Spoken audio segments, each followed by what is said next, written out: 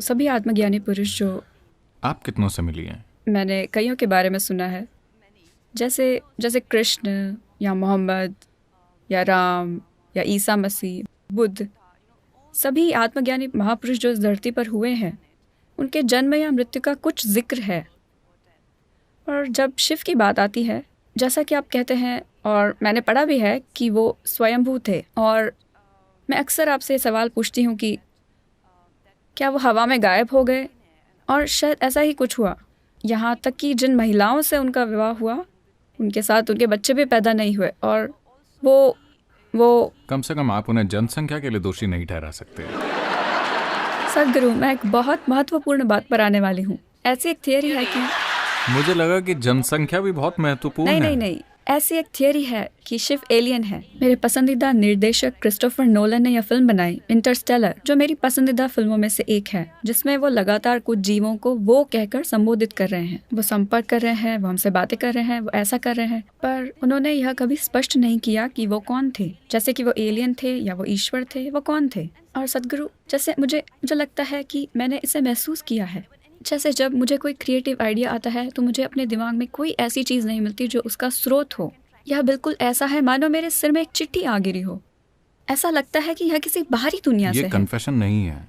मैं जानती हूँ कि ये कन्फेशन है, पर लेकिन सदगुरु, क्या ऐसा है कि हम बाहरी दुनिया के जीवों द्वारा चलाए जा रहे हैं? क्या ऐसा है? तो वो लोग जिन्हें इंसानी बुद्धि पर भरोसा नहीं है, वो ऊपर देखते हैं कि बुद्धि कहीं और से आएगी। हमें यह समझना होगा कि देखिए, इस देश में कुछ ऐसी चीजें हैं जो बहुत महत्वपूर्ण हैं, जिन्हें दुर्भाग्य से वर्तमान पीढ़ी पूरी तरह से भूल गई है या बहुत कम लोगों को याद है। और बाकी की दुनिया में कुछ जगहों में उन्होंने पहचाना, बाकी जगहों में ये नहीं है। बात बस इतनी है कि यहाँ हमने ऐसी चीजों को इस तरह से समझा। उदाहरण के लिए योग में हम आपकी रीढ़ को ब्रह्मांड की धुरी कहते हैं।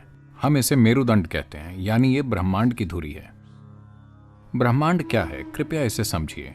आज वैज्ञानिक ये स्वीकार कर रहे हैं कि ये एक अंतहीन ब्रह्मांड है। हम हमेशा से ये कह रहे हैं कि ये एक निरंतर बढ़ने वाला ब्रह्मांड है। तो हमने कहा कि आपकी रीढ़ ब्रह्मांड की धुरी है। ये बात बेतुकी लगती है। कोई वजन उठाए बिना भी कई लोगों की पीठ बुरी तरह दर्द कर रही है, यहां तक कि वो चल या दौड़ या कुछ भी नहीं कर पा रहे हैं। अगर ये ब्रह्मांड की धुरी बन जाए तो क्या होगा?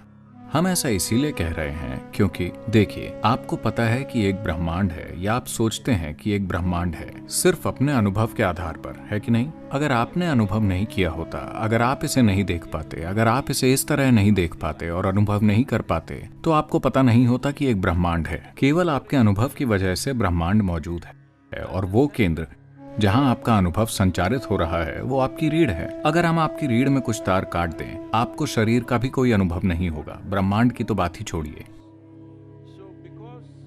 तो चूंकि ब्रह्मांड को अनुभव करने की आपकी क्षमता आपकी रीढ़ में आधारित और केंद्रित है, इसीलिए हम आपकी रीढ़ को ब्रह्मांड की धुरी कह रहे हैं।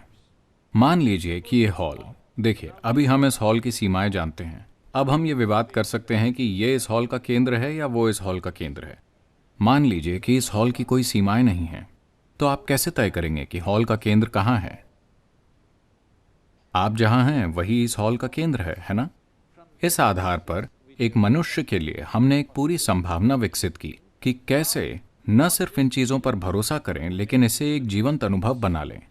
यहां से ही इस शब्द योग की उत्पत्ति हुई कि समावेश तब नहीं होता कि मैं आपसे कहूं ओ मैं तुमसे प्यार करता हूं, तुम मुझसे प्यार करते हो, और ये सब। समावेश इसलिए होता है क्योंकि आपने अपने व्यक्तित्व की सीमाएं मिटा दी हैं। इसलिए नहीं कि मैं तुमसे प्यार करता हूं, तुम मुझसे प्यार करते हो, मैं आपको गले लगाऊंगा, आप मुझे गले लगाओ, कि हम समावेशी हैं। नहीं, ये सब कुछ समय के लिए चलेगा। कल अगर वो ऐसा कुछ करते हैं जो आपको पसंद नहीं है, ये खत्म हो जाएगा।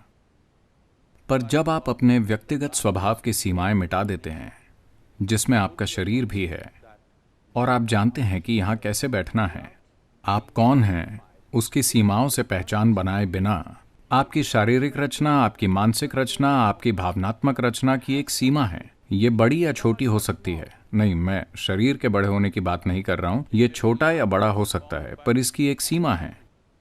पर ऐसे आयाम हैं जिनकी कोई सीमा नहीं है। जिसकी सीमा नहीं है उसकी प्रकृति अभौतिक है। तो हमारा फोकस हमेशा से उस आयाम में होता है जो अभौतिक है। इसीलिए शिव सबसे महत्वपूर्ण बन गए, क्योंकि शिव का अर्थ है वो जो नहीं है, वो जो अभौतिक है। अब क्या वो, हम जिस योगी की बात कर रहे हैं, क्या वो मानव हैं? क्या वो कहीं और से आए हैं? देखिए, कई चीज़ें हैं। जैसा आपने कहा, उनके कोई माता पिता नहीं हैं। जब आप शिव के बारे में बात करते हैं, उनके कोई माता पिता नहीं है, कोई जन्म स्थान नहीं है। किसी ने उन्हें बढ़ते हुए बच्चे की तरह नहीं देखा। हर समय जब भी हमने देखा, वो लगभग उसी आयु के थे। और हम नहीं जानते कि उनकी मृत्यु कहाँ हुई। इतने महत्वपूर्ण व्यक्ति उस समय में भी अगर उनकी कहीं मृत्यु हुई होती, उन्होंने एक मंदिर बनाया होता, वो उनके लिए किसी तरह का कोई स्मारक बनाते। ऐसा कुछ नहीं हुआ। तो कोई जन्म नहीं है, कोई मृत्यु नहीं है, कोई माता पिता नहीं है, कोई भाई बंधु नहीं है। ऐसा कुछ नहीं है जिससे सिद्ध किया जा सके कि वो यहाँ थे। क्या इसका मतलब ये है कि हम ये मान ले कि वो कहीं और से आए थे? जरूरी नहीं है।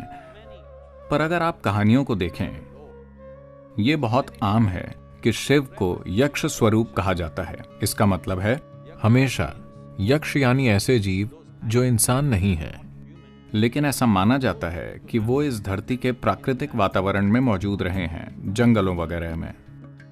हम जिन्हें भी किसी तरह के जीव या प्राणी या आप जो भी कहना चाहें, जो स्वभाव से मनुष्य नहीं हैं, तो गाथाओं में कई बार आप देखेंगे कि कई सारे गीतों में और दूसरी चीजों में शिव को यक्ष स्वरूपा कहा जाता है। तो ऐसी कई चीजें हैं जो इशारा करती हैं, लेकिन ऐसा कोई खास सबूत नहीं है कि वो कहीं और से आए थे।